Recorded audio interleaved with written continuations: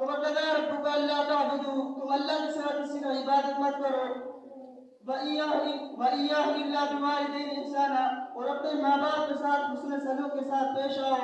نبی علیہ السلام نے فرمایا کہ اس شخص کی خاک آلودہ ہو جائے، اس شخص کی 3 مرتبہ فرمایا۔ صحابہ عرض کرنے لگے اے اللہ کے رسول کس شخص کی ناک خاک آلودہ ہو جائے؟ اللہ کے رسول نے فرمایا من ادرک والدیہ عند الکبر احدہما او کلاہما ثم لم يدخل الجنہ، کہ اس شخص کی جس کو اپنے ماں باپ کو بڑھاپے کے عالم میں پائے پھر اس کی خدمت کر کے اپنا آپ کو جنت کا مستحق نہ بنائے، اس شخص کے بارے میں نبی علیہ السلام نے فرمایا۔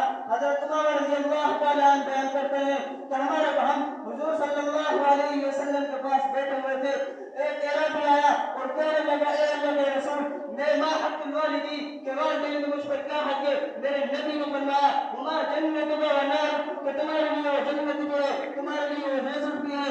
مطلب کہنے کا یہ ہے اگر تم اس کی پرورش کرو گے تو جنت کے مستحق ہو جاؤ گے، اگر تم اس کے ذلیل کرو گے پرورش نہیں کرو گے اطاعت نہیں کرو گے تم جنت کیا جہنم میں جلنا پڑے گا۔